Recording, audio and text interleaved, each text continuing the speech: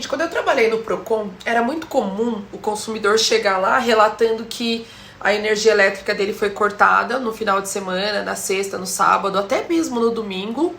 E ele passou ali vários dias, porque aí a agência tá fechada, ele não consegue um contato.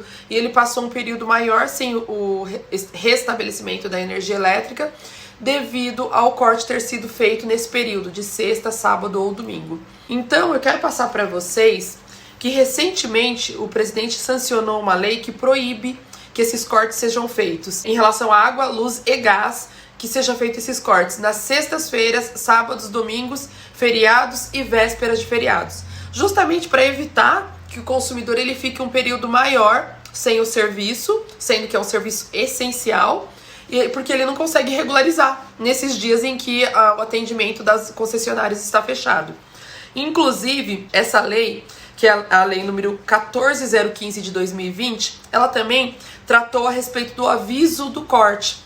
Porque o consumidor ele tem o direito, até em respeito ao princípio da informação do CDC, ele tem o direito de saber, de ser informado antes, até para ele regularizar aquele estado de inadimplência, ou ainda para ele se preparar, saber que correr, fazer o pagamento, ou então saber que ele vai ficar sem energia elétrica, ou se for o caso, se for uma conta que é um erro e a conta está paga, para ele entrar em contato, informar e evitar essa supressão no fornecimento, até porque são serviços essenciais. Essa lei colocou que, de acordo com a lei, o consumidor deve ser comunicado previamente sobre o desligamento em virtude de inadimplência e sobre o dia a partir de qual será realizada a interrupção do serviço, necessariamente durante o horário comercial.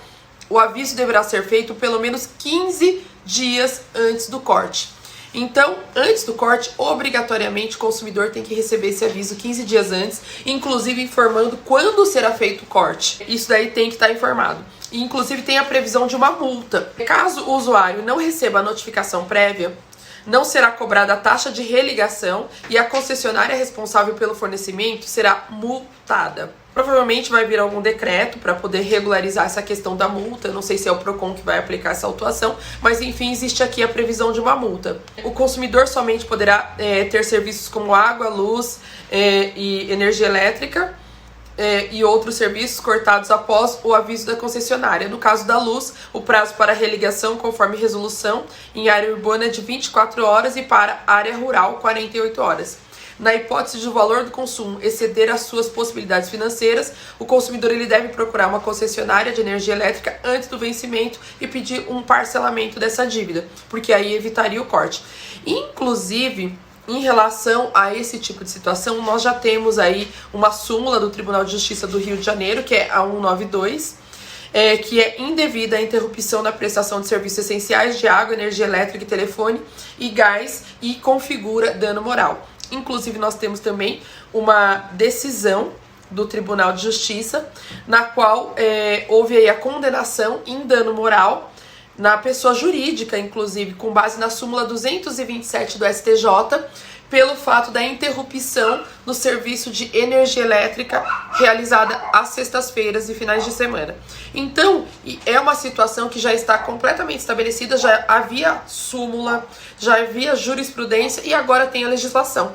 Então, tanto o consumidor deve ficar atento e nós, enquanto advogados, também, para que, se for o caso já aconteça, são situações que compete sim ingressar com uma ação com pedido indenizatório.